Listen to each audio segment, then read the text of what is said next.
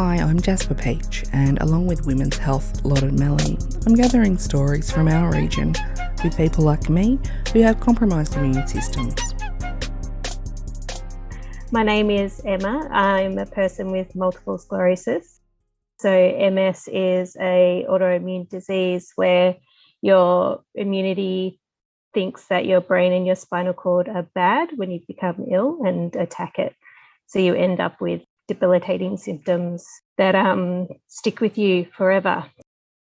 It's different for everybody, but for me, I have pins and needles in my legs and my feet, and I have numbness and pins and needles in my hands, and I experience fatigue, anxiety, and on occasion depression, because having a brain that is damaged is not good on lots of levels.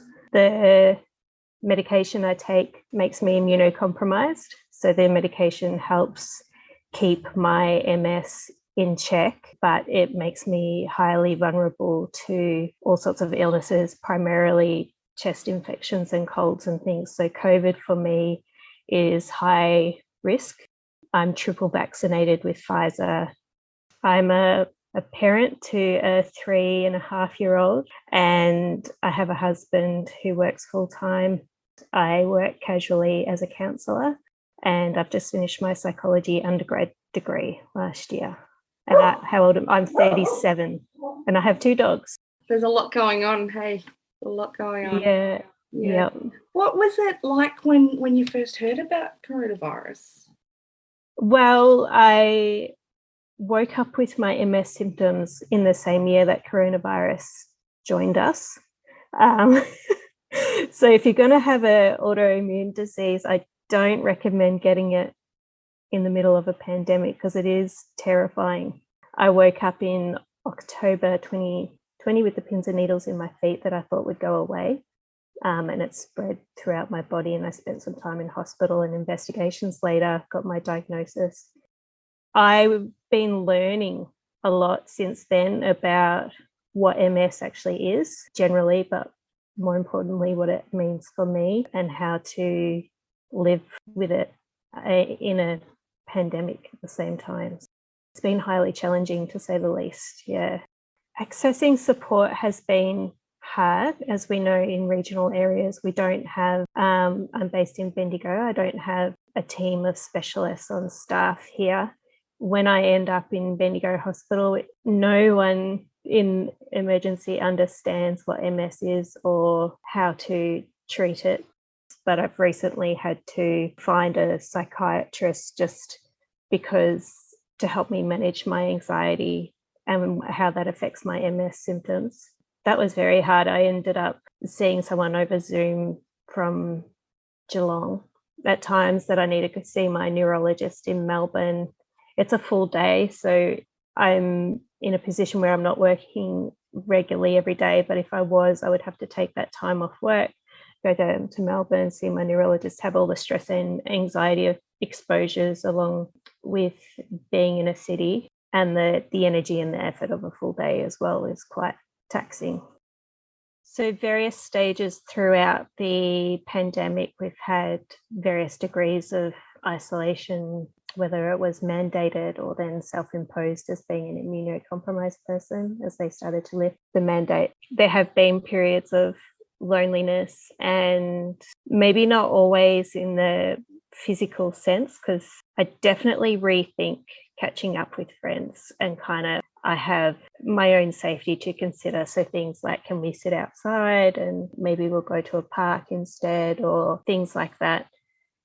So it's been challenging, and a lot of brain power, like extra energy needed to process and weigh up the pros and cons of different decisions, especially having a toddler to consider and wanting her to thrive, and seeing how, when we were in mandated lockdowns, just how that affected her from a enrichment perspective, her social enrichment and her learning and growth and everything. So I've been, I guess, considering her needs in amongst it all as well. If I take her to a playground, I wear a mask. I have the hand sanitizer. I'm being as safe as I practically can, keeping distance from people, but then I've got this tiny little germ, bringer homer just running around, potentially wreaking havoc on all those careful things I've put in place. And I've kind of just had to accept that if COVID comes into the home, we just have to find a way to cope and manage. And I'm thinking it likely will. And my friends and family have been really important to help me get through the pandemic. And also my toddler, are just having her to focus on as well, and her needs to consider. I've got a 2.5-year-old as well, and my gosh, the petri dish, it's never-ending roulette of various germs that when you do have an autoimmune condition, it hits differently. It's a very different kettle of fish. It's really hard to second guess those social catch-ups that will potentially fill your cup in one way, but if you're unlucky that day, it could lead to something more sinister. Are you able to get pretty consistent advice from your health providers? Providers are definitely putting out different advice to people, especially with immunocompromised systems. I think probably they just don't know enough yet, because we haven't lived with this enough, and we just don't have the data to tell us exactly how it's going to go for any individual person. And because autoimmune is so complex and individual to each person, there's just no real telling how an illness like COVID's going to go in a body like that. And I have been told conflicting things.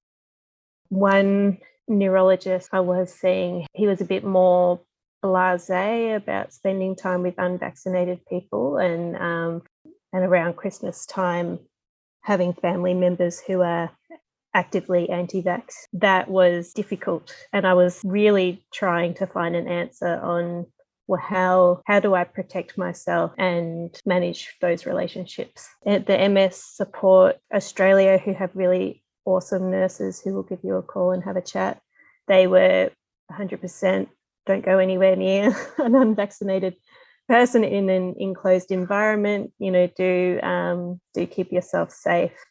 As different variants of the COVID come out and their impact on different people, there's different messaging about you don't need to be so stressed now because this new variant's not as deadly as the other variants.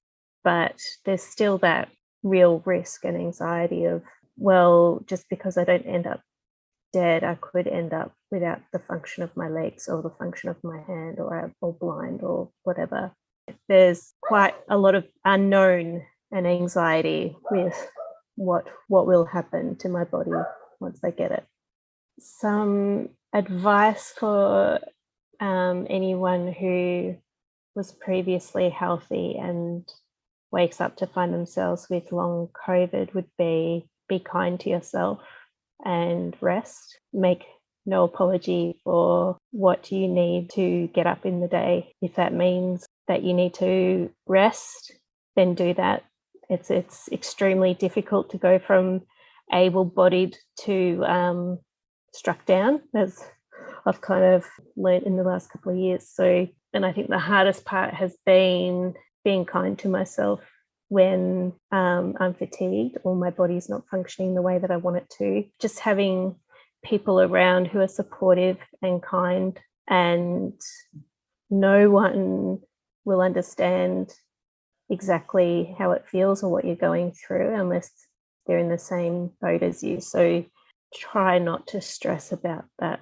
I think, kind of be in it with yourself, advocate for yourself, seek all the help that you think you could have for yourself, because it's a rough road to be on.